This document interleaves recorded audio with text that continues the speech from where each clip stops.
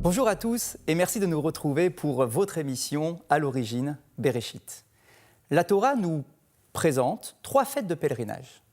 Pessah, Shavuot, Sukkot. 3 moments clés du calendrier hébraïque durant lesquels l'ensemble de la communauté devait se rendre à Jérusalem pour créer un lien, maintenir un lien entre la spiritualité et leur quotidien. Aujourd'hui, aux côtés du Rav Raphaël Sadine, nous allons avoir le plaisir de parler de la fête de Pessah. Rav Sadine, merci d'être à nos côtés aujourd'hui. Que représente exactement la fête de Pessah? Mais avant, peut-être une autre question, si vous me permettez. Il y a un écueil dans notre calendrier. Le fait d'avoir des événements cycliques qui se répètent sans cesse, année après année. Comment est-ce que nous pouvons avoir un regard renouvelé, sans cesse renouvelé, sur un événement qui s'est produit il y a 3000 ans? Alors ça, on va en parler si vous voulez plus tard, la notion du rapport entre le sens et l'événement. Mais avant, ce qui est fondamental de comprendre, c'est que dans la Torah, il y a 2 systèmes du temps. En vérité, il y en a 3. Il y a un système du temps, le Gaon de Vilna nous dit que la première chose que Dieu a créée, le mot Bereshit, dont votre émission porte le nom, n'est-ce pas? Le mot Bereshit, qui veut dire à l'origine, le commencement, c'est la création du temps universel. Du temps universel, une conception tout à fait extraordinaire de penser que le temps n'est pas le résultat de la matière, mais le temps étant la possibilité même pour que l'histoire, le parchemin temporel dans lequel va s'inscrire toute l'histoire du cosmos et de l'humanité. C'est le temps universel, qui a un début, qui a création, révélation, rédemption. Dieu crée le monde, Dieu s'adresse à sa création, révélation, et le monde va vers une finalité messianique, eschatologique. C'est le grand temps universel qui concerne en vérité l'humanité tout entière. Et vous avez un deuxième temps, qui est le temps des fêtes justement, qui est le temps éternel. Ça veut dire que c'est des temps dont la signification est d'une jeunesse éternelle et dont le sens est inépuisable et qui en vérité est là, éternellement là. Ce n'est pas un temps qui se déroule comme le temps éternel. On pourrait prendre l'image, si vous préférez, de points ou d'images sur lesquelles on mettrait, qui seraient immobiles, sur lesquelles on mettrait comme les jeux d'enfants une autre carte, une carte magique avec des espaces ouverts. On tournerait et tout d'un coup apparaît Pessah, tout d'un coup apparaît Sukkot, tout d'un coup apparaît Shavuot, etc., etc. Ça veut dire que vous voulez nous faire comprendre qu'il y a des événements, des notions qui s'inscrivent dans le temps et qui devaient s'inscrire absolument à ces dates précises? Oui, mais elles sont à l'origine transtemporelles, elles sont au-delà du temps. La notion, par exemple, de Pessah, si on parle directement de Pessah, c'est la notion de liberté. La liberté, c'est tous les jours, à chaque instant. De gagner cette liberté, cette rupture de l'aliénation, c'est à chaque instant. Simplement, ces 2 temps se conjuguent, et à un moment donné, le temps universel est propice à laisser apparaître cette lumière éternelle cachée par le flot du temps, qui, à un moment donné, est révélée par un trou dans le temps universel, qui permet à ce temps éternel d'apparaître. Parce qu'il fallait bien que cette notion noble de liberté puisse être habillée par un événement historique, avec la sortie des enfants d'Israël d'Égypte. Complètement. Il faut que ces concepts, ça c'est un des piliers du judaïsme, c'est toujours d'unir l'abstraction, la spiritualité et la vie, et l'histoire. Donc il fallait qu'à un moment donné, dans l'histoire, s'incarne l'idée éternelle de la liberté, et c'est Pessah. Et il y a un 3e temps, c'est le temps de la conscience. Le temps de la conscience qui unit, qui fait le pont entre ces 2 temps, c'est cette notion de revivre, d'actualiser ce qui était dans le passé. Le passé est présent et d'anticiper le futur. C'est-à-dire que comme le Shabbat est une anticipation du monde futur, comme les Yom Tov sont une anticipation du temps messianique, et la sortie d'Égypte, on la vit comme si c'était présent dans une contemporanéité très intense. Et ça, c'est le temps de la conscience. Donc vous avez le temps universel, dans lequel s'engouffre toute l'histoire de l'humanité. Vous avez le temps éternel, qui est le scintillement de l'intensité d'une vérité, d'une lumière qui est cachée par le temps universel, mais qui permet de temps en temps à apparaître dans le moment des fêtes, ou le moment du Shabbat. Et vous avez le temps de la conscience qui fait le lien entre ces 2 temps. Et du coup, comment s'inscrit l'enseignement de nos maîtres qui affirment qu'Abraham, le premier de nos patriarches, célébrait la fête de Pessah en consommant de la matzah, bien que l'événement historique sorti d'Égypte n'était pas encore arrivé? Alors là, vous touchez peut-être le point le plus important de Pessah, enfin de toutes les fêtes juives en réalité. Vous savez que vous avez 2 conceptions du monde. Et d'ailleurs, ça s'est très résumé dans la Haggadah, dans le dialogue qu'il y a entre le mécréant, parce que vous avez 4 fils, Vous avez l'intelligent, vous avez pas le simple, on ne va pas dire le simple, on va dire celui qui est capable de s'étonner, vous avez celui qui ne sait pas poser de questions, et vous avez le mécréant. Et le mécréant, il dit « Ma zot avoda zot lachem, ma avoda zot lachem ». C'est quoi qu'est-ce que vous savez? Il pose, le Beth Halevi dit qu'il pose cette question. Il dit « Mais cet événement a eu 3500 ans, on pourrait passer à autre chose, on pourrait peut-être célébrer la Révolution française, il y a eu autre chose depuis ». Et on lui répond une chose très intéressante, on lui dit « Be'avurze ». C'est pour cela que Dieu nous a sortis d'Égypte. Regardez le retournement. Ça veut dire qu'il y a une façon de voir le monde où, en vérité, la spiritualité n'est que la résultante de la matière. Il y a une conception, d'ailleurs assez scientifique, de considérer qu'au début, il y a d'énergie. L'énergie, après, crée des atomes. Les atomes créent des planètes. Les planètes créent du minéral, végétal, animal, humain. L'humain évolue, arrive à l'idée conceptuelle de Dieu, de la spiritualité, de l'art, etc., etc. Dans cette pyramide, ce qui est à l'origine, c'est la matière. En se sophistiquant, elle crée du concept et de la spiritualité. Dans ce monde-là, le monde est un peu triste, c'est-à-dire qu'il n'est que le résultat de processus. Alors que dans la Torah, c'est exactement le contraire. Il y a écrit dans la Torah, Istakla beoraita, vebara et alma. Dieu a créé l'intelligence. D'ailleurs, les scientifiques aujourd'hui disent qu'au début du Big Bang, il y a déjà de l'information. Sinon, le monde n'aurait pas pu s'auto-organiser. Mais passons, ce serait un autre sujet. Mais en tous les cas, l'intelligence est antérieure à la matière. Le sens est plus ancien que l'histoire. Et la discussion du mécréant et de la Haggadah, c'est exactement cette discussion-là. Le mécréant considère que la spiritualité, donc la Torah, donc la coutume de Pessah, n'est que le résultat d'un événement historique. On lui répond, c'est faux. On lui répond, Be'avurze, c'est pour cela que Dieu nous a sortis d'Égypte. Ça veut dire quoi? Ça veut dire qu'en vérité, Pessah a toujours existé. La notion spirituelle de la liberté, la notion spirituelle de rompre avec l'aliénation, la notion spirituelle d'être capable d'être au-dessus des déterministes qui voudraient te circonscrire, te réduire, est éternelle. Alors très bien, sans nous enfermer nous-mêmes dans notre présentation sur l'aspect historique de la sortie d'Égypte, que représente aux yeux du judaïsme la notion de liberté? Et comment est-ce que l'on peut la vivre aujourd'hui pleinement? Alors là aussi, il y a un maral de Prague assez vertigineux. En hébreu, la liberté se dit « cherut ». Cherut, c'est... la Gemara, elle dit, ne dit pas cherut, lit charut. Charut, ça veut dire gravé.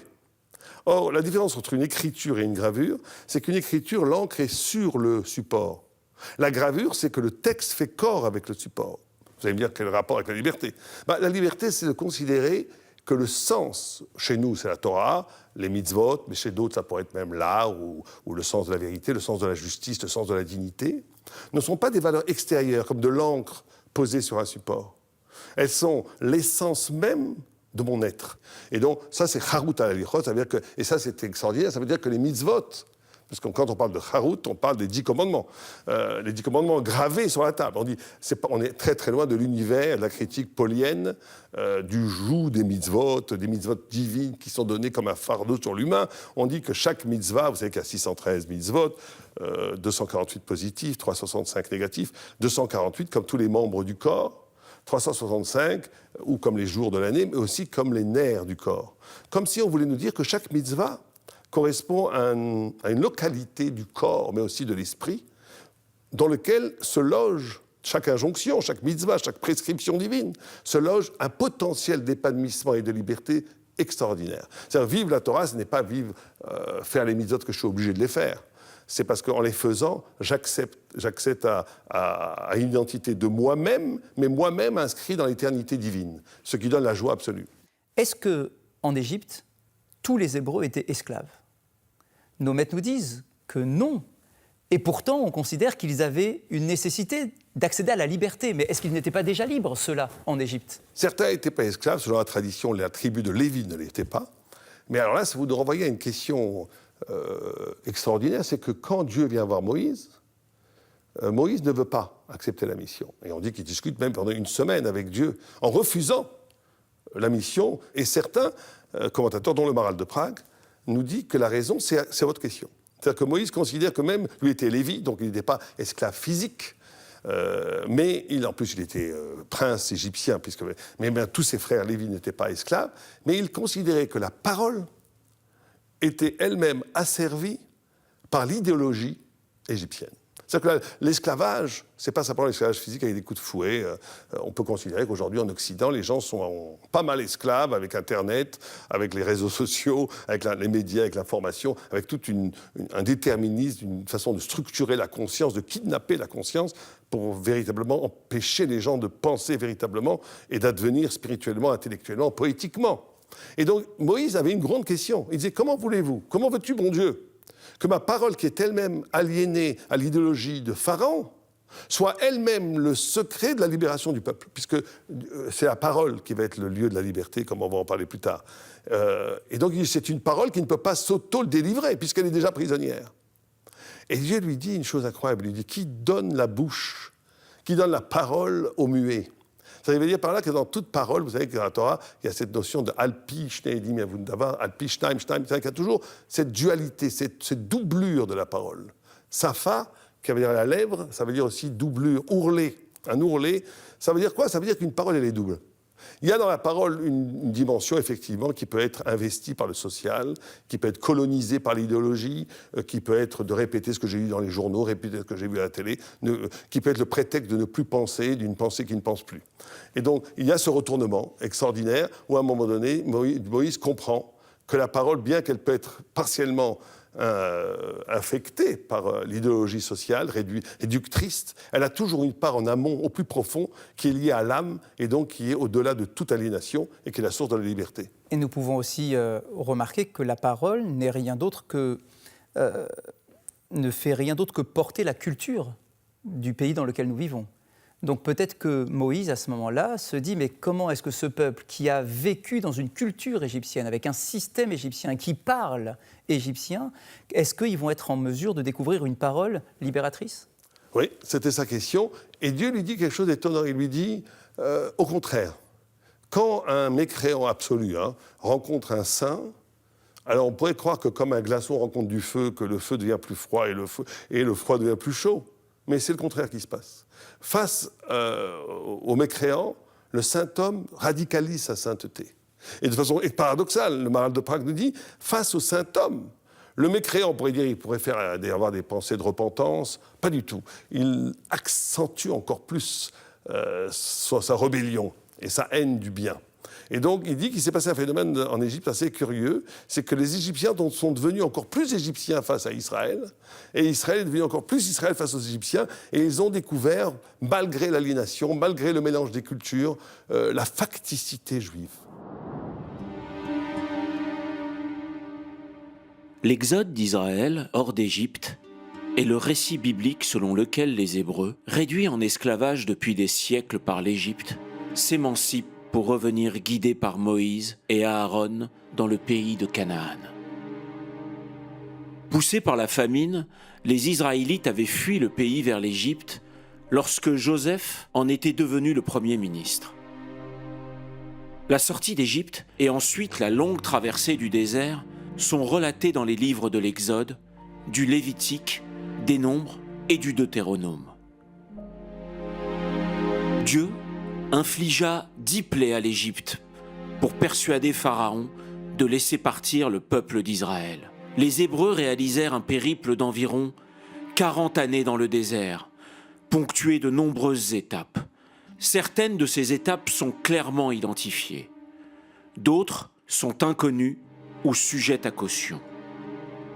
Les villes du début de l'itinéraire, comme Ramsès et Pithom, où se déroulèrent la nuit de la Pâque et le sacrifice de l'agneau pascal, puis Soukhot, premier campement, sont relativement bien identifiés. Là, une nuée accompagna les Hébreux le jour, une colonne de feu la nuit. C'est à Pi-Harichot que l'on situe généralement la traversée de la mer Rouge. À Mara se produisit l'épisode de la purification des eaux amères. À Élim, Israël séjourna près des 12 sources. Dans le désert de Sin se déroula le don de la manne. À Réphidim se déroula l'épisode du frappement du rocher par Moïse et le jaillissement de l'eau. Puis les Hébreux y combattirent Amalek. Sur le mont Sinaï, le Seigneur révéla les 10 commandements.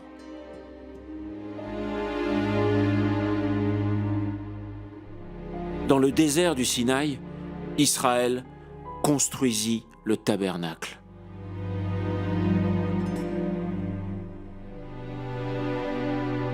Dans les camps du désert, 70 anciens furent appelés pour aider Moïse à gouverner le peuple. À Etzion-Géber, Israël traversa en paix les pays d'Ésaü et d'Amon.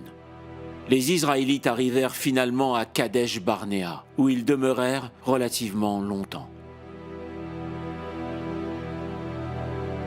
Des explorateurs furent envoyés pour faire un rapport sur Canaan, en vue de son invasion, mais, à l'exception de Josué, tous dissuadèrent le peuple de tenter la moindre entreprise devant la force des habitants.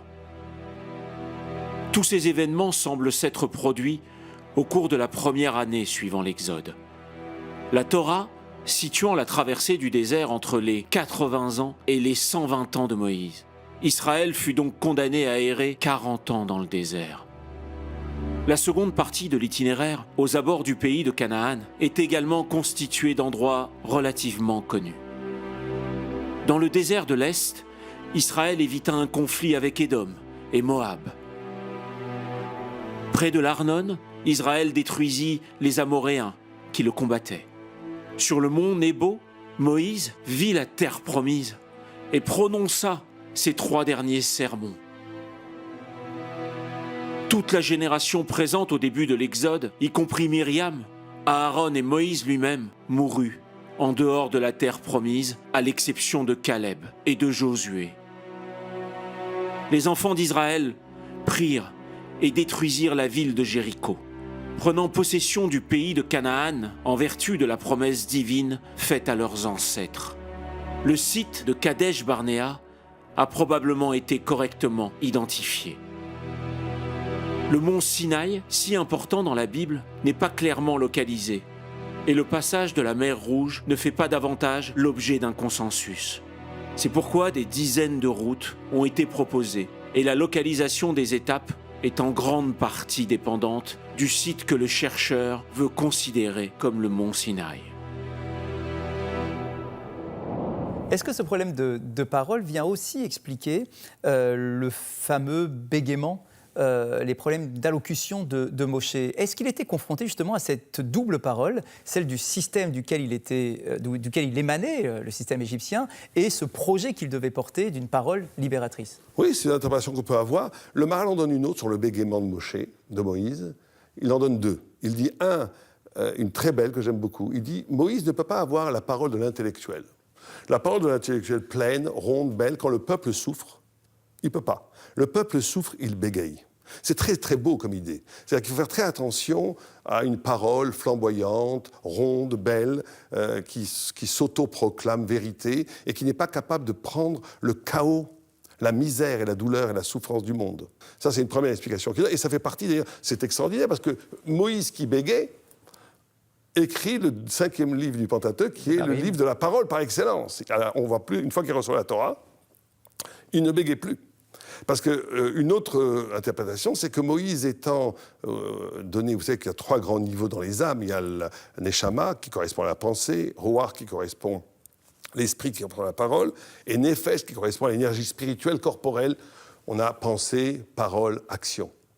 Et Moïse était tellement haut, sa conception de la vérité, plutôt sa captation de la vérité, était tellement absolue, tellement liée à la pensée, qu'il avait du mal à la banaliser dans la parole, qu'il ne pouvait pas la rentrer dans la parole, du fait que la parole éclatait littéralement, sous le poids de l'intensité, de l'immensité, de l'infinitude de sa pensée.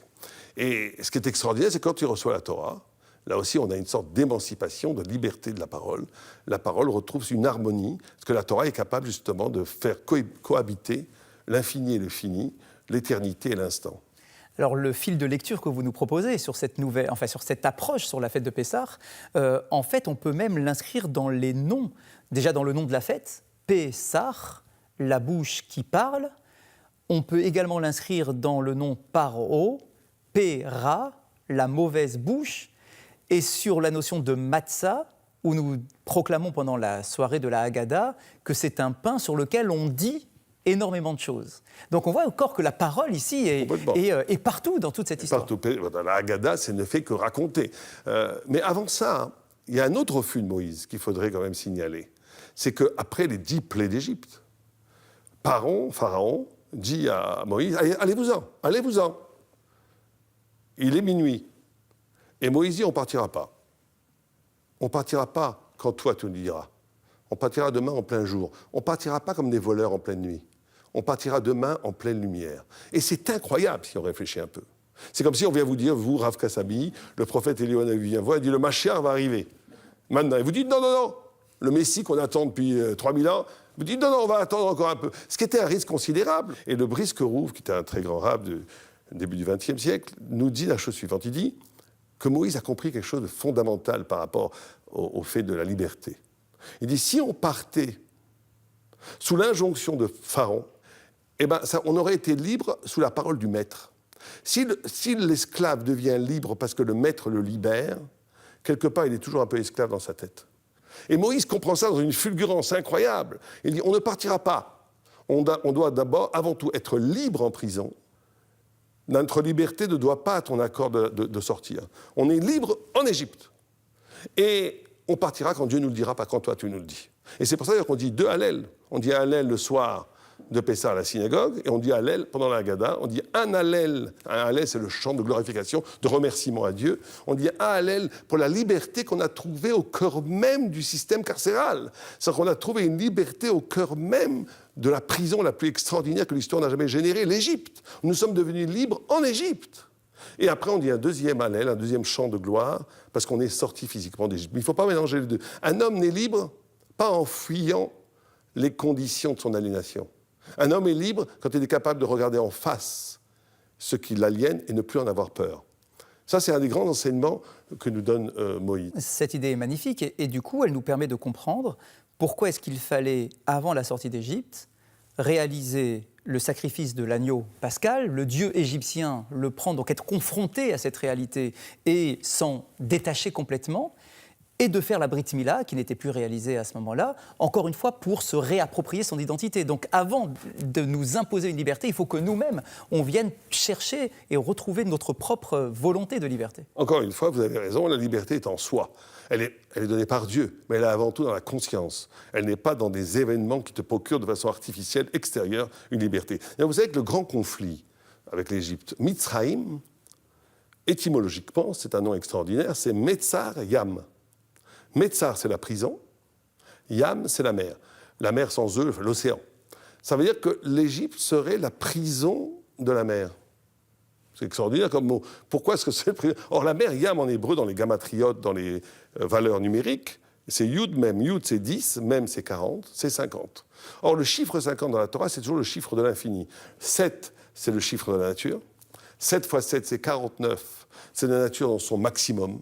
Et dès que vous arrivez à 50, vous êtes au-delà de la nature. Vous avez 49 années, et vous avez la 50e année, c'est le jubilé. Vous avez 49 jours après la sortie d'Égypte, et vous avez le 50e jour, on reçoit la Torah. Vous avez 49 portes de l'intelligence, de la sagesse, la 50e, c'est Dieu lui-même, etc., etc.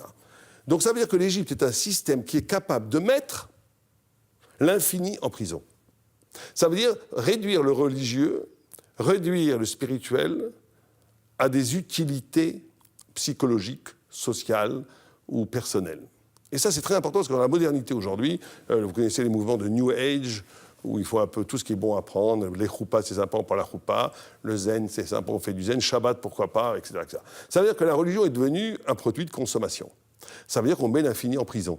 On met l'infini dans quelque chose qui est de l'ordre du procédural, de la matérialité et du besoin psychologique. On te dit, c'est ça l'Égypte. L'Égypte, c'est pas du tout un pays où il n'y a pas de spiritualité. Il y a beaucoup de spiritualité. Mais cette spiritualité en Égypte est une spiritualité qui est complètement au service du bien-être de l'homme. Alors que la Torah nous enseignait quelque chose de cardinal, l'homme est un être élu. Élu, c'est qu'il est là pour témoigner de quelque chose qui est radicalement autre. Quelque chose qui, bien sûr que la Torah fait du bien, bien sûr que la spiritualité fait du bien, mais la motivation première ne doit pas être une instrumentalisation du religieux, de la spiritualité pour arriver à une sorte d'équilibre et de plénitude intérieure, comme dans certaines pratiques religieuses. Elle est au contraire d'être témoin d'une vérité qui des fois passe par une souffrance, des fois passe par une tension, mais ce témoignage de la vérité élève l'homme dans une dimension extraordinaire où il s'affranchit de tous les déterministes animaux, de toute la réduction de l'utilitaire. Il a une vocation à dire poétiquement et spirituellement la splendeur de la vérité.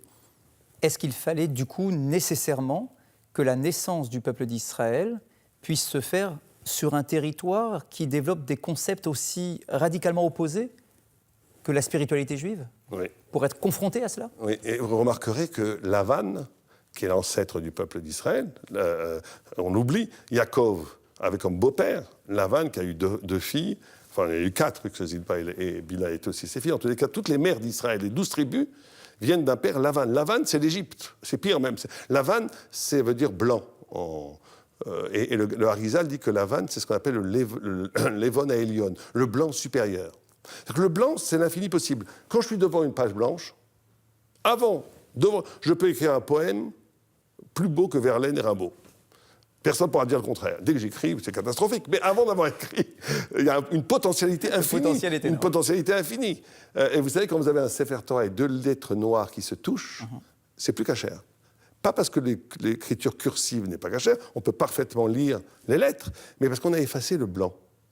Alors c'est vrai que si on n'est que blanc, un Sefer Torah qui est que blanc, c'est pas Soul, c'est Lavan. Lavan, il change la vie tous les jours, il n'est pas déterminé, tout est possible. C'est yes we can, everything is possible. Toute chose est possible, d'accord. Alors, mais ça c'est l'Égypte. L'Égypte aussi c'est la matière. On dit que c'est la matière, il est comparé au chamor, à l'âne. Ça veut dire que c'est une vie où avant tout il y a de la matière, et cette matière je la transforme en forme. Et après, je la casse et je fais... C'est comme le Don Giovanni. Que c'est Don Giovanni? Don Giovanni, c'est pas du tout comme les gens y croient parce qu'il veut du plaisir. Il veut chaque fois reconduire l'expérience de l'amour. Mais dès que c'est concrétisé, il se sauve. Ça ne l'intéresse plus. Pourquoi? Parce qu'on est dans cette façon-là où tout est matière et cette matière, je la transforme en forme. Mais alors ça, nous, on dit le contraire. On dit qu'il faut la grandeur d'un homme, c'est d'être fidèle, d'avoir la fidélité à une idée. Mais on te dit quand même, cette idée d'everything is possible, cette idée que tout est possible, qu'il ne faut jamais se figer même dans la vérité, qu'il faut alimenter cette vérité avec tout le temps une possibilité, un renouvellement perpétuel. On l'a pris à Lavan et on l'a pris à l'Égypte. C'est-à-dire que c'était très important de naître en Égypte parce que le peuple d'Israël a pris à l'Égypte cet éternel renouvellement du sens, cet éternel renouvellement de la vérité, mais en le positivant. Ce n'est pas juste une forme, de la matière pour créer toutes sortes de formes inutiles, mais prendre cette puissance du renouvellement au service de la Torah. Vous savez, les égyptologues nous disent que cette idée, elle est aussi chez les égyptologues. Quand il y a les grandes crues du Nil, on voit que toute la vie sort de la boue, tout sort. C'est-à-dire que l'Égypte, c'est cette pensée-là qu'il n'y a pas de vérité en soi. Ce qui est important, c'est l'expérience même de découvrir la vérité. Et on a pris ça à l'Égypte. C'est intéressant. Je lisais récemment un commentaire justement sur le Nil. Le Nil qui vient abreuver la terre égyptienne, le système égyptien, si on a une lecture plus profonde sur le texte, qui nous dit de la même façon que le pharaon faisait jeter les enfants dans le Nil. Et un des commentaires que je lisais nous disait que ce n'était pas nécessairement pour mettre à mort les enfants, mais pour qu'ils baignent dans la culture égyptienne, dans le système égyptien. Je prends cet enfant-là et je le baigne comme dans un mikvé, mais un mikvé qui est radicalement opposé de celui de la pluie qui tombe du ciel. C'est de l'eau qui revient directement de la terre, donc de la matière, pour essayer d'imbiber les enfants, la culture juive du système égyptien. Tout à fait. De toute façon, il y a des liens.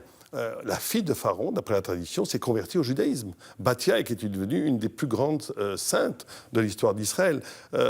Il y a, par exemple, le monothéisme judaïque, l'Égyptien, ils avaient un seul dieu, Ra, qui était supérieur, et tous les autres dieux dépendaient de lui. Donc il y avait des choses en Égypte qui étaient aussi positives. Il n'y avait pas que du négatif, c'était une situation très très sophistiquée. Simplement, il y avait cette idée-là, il ne pleut pas en Égypte, toute l'eau vient de la terre, ça veut dire qu'il y a une autosuffisance. Or aujourd'hui, dans la modernité, nous sommes très confrontés avec ce système égyptien.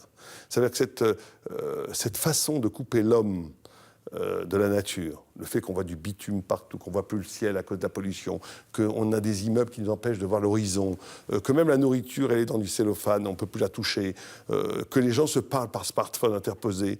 C'est-à-dire qu'on est en train de créer une bulle égyptienne. On a créé une bulle où les gens ne sont plus capables d'avoir de vrais rapports à la vie. Et on fait une vie artificielle qui c'est l'autosuffisance, c'est le mythe et le rêve de l'humanité qui voudrait, comme il est créé à l'image de Dieu, se couper de la dépendance divine pour créer une autonomie, une civilisation absolument autonome dans laquelle l'homme n'aurait plus besoin, si ce n'est de lui-même.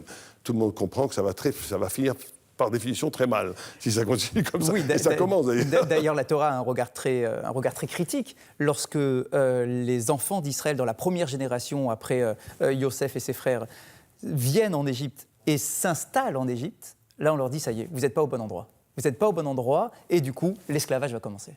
Tout à fait. Le tort, c'est qu'à un moment donné, mais ça c'est vraiment une histoire juive. C'est normal, un juif, il arrive dans un pays, il devient... moi je me rappelle, mon beau-père, c'était un patriote français qui n'avait rien à envier aux patriotes français gaulois. C'est normal, les juifs, une fois qu'ils sont dans un pays, aiment leur pays. Vous savez, on a beaucoup de mal à comprendre ça. Comment un juif aimer son pays, être fidèle à sa patrie qu'il a adoptée, et que ça n'écorche en rien sa fidélité par rapport à la Torah et à sa vocation d'Israël. C'est quelque chose de très mystérieux, là où ça fait un peu un quatsch, c'est quand il y a un match de foot Israël-France, mais bon, à part ces petits quatschs, là, normalement, on vit très bien avec ces deux dimensions. Alors, la pratique de la fête de Pessah nous amène essentiellement à la consommation de la matzah. La matzah, c'est une question en soi.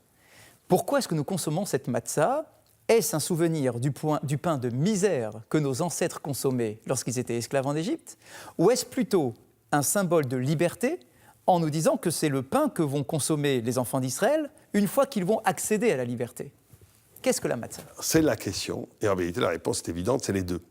Le Maharal de Prague nous dit la matzah, elle est en même temps le souvenir du pain de misère, c'est ce que les esclaves mangeaient, parce qu'on n'avait pas le temps de leur faire des pains bien gonflés, et donc on leur donnait du pain cassé, qui se casse, comme ça, qui avait cuit rapidement. Donc c'est vraiment le rappel même de l'aliénation. Et pourtant, c'est le pain de la liberté.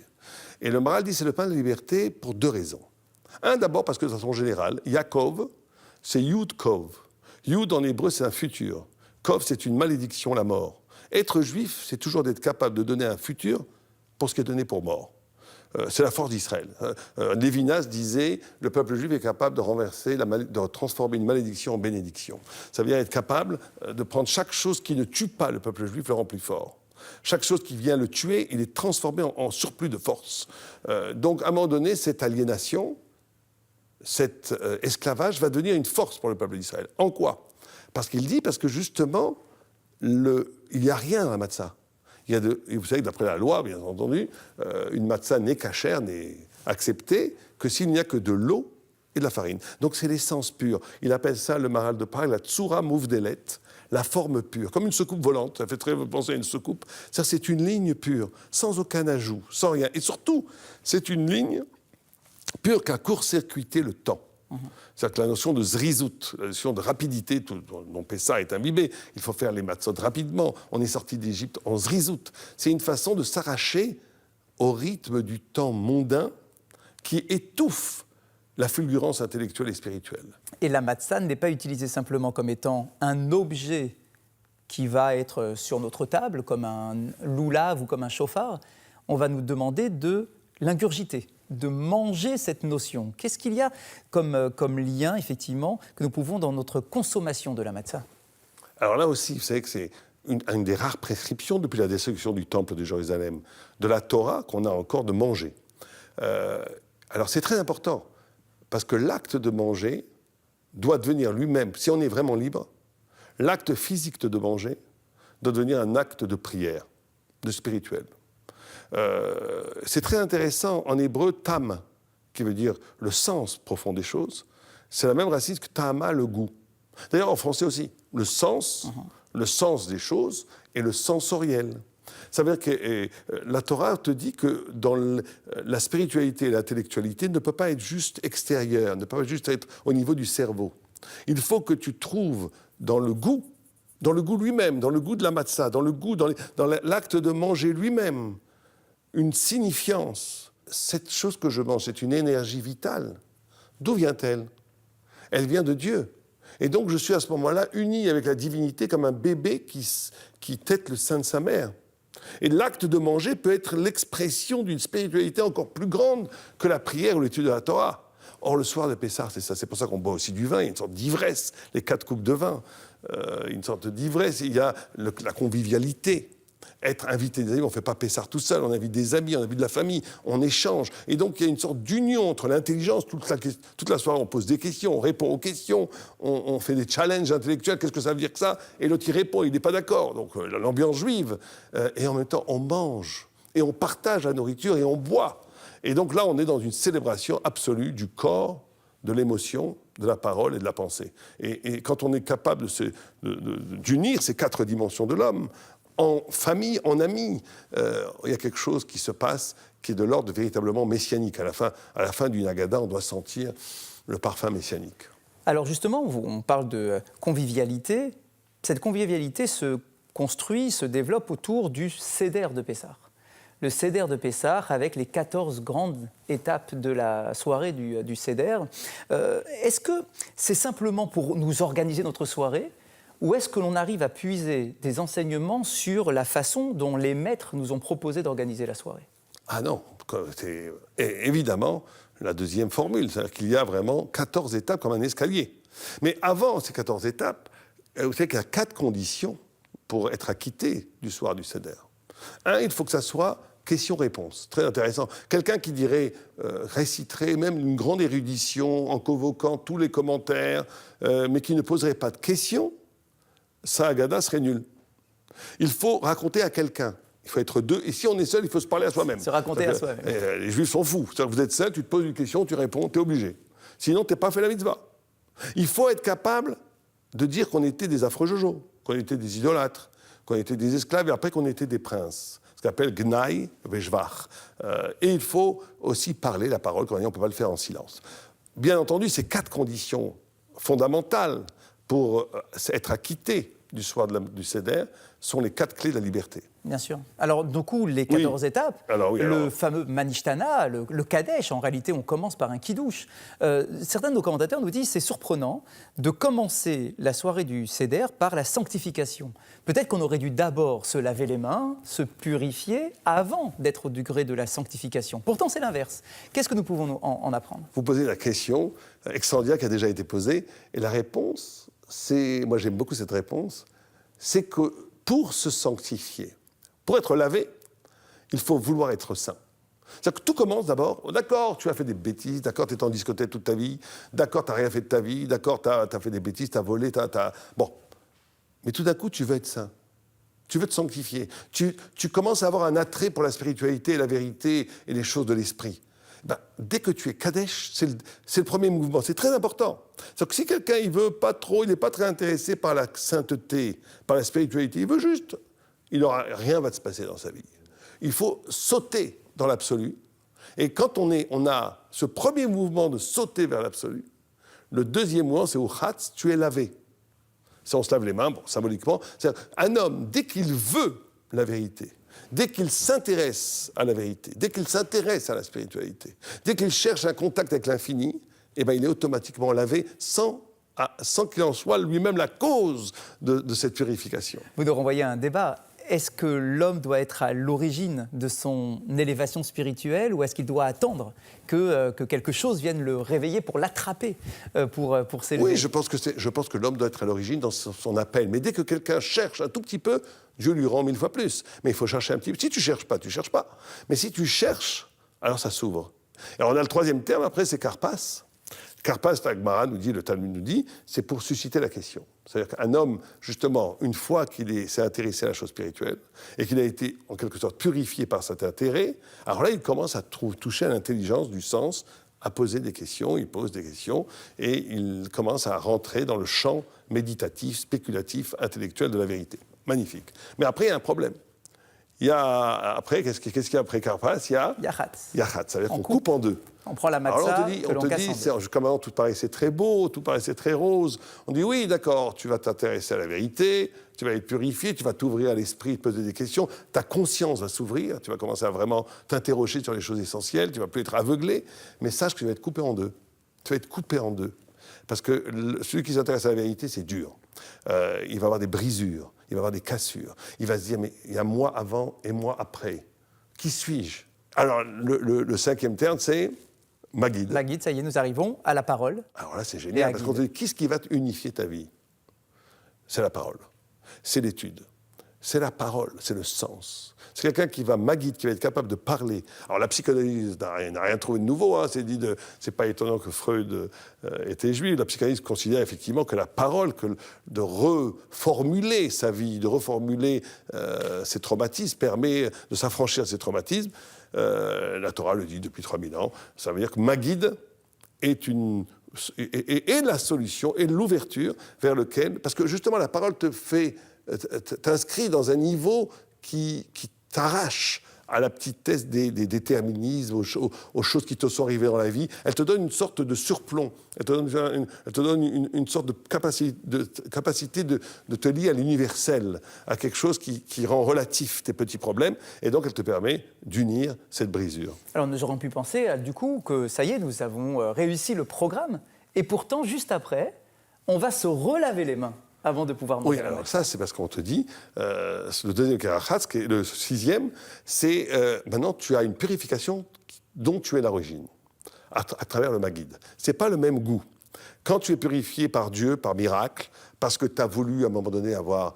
tu as été vers Dieu dans Kadesh, tu as voulu se sanctifier, Dieu t'a envoyé une douche spirituelle, c'est magnifique, mais quelque part, ce n'est pas toi. Tu ne mérites pas cette purification.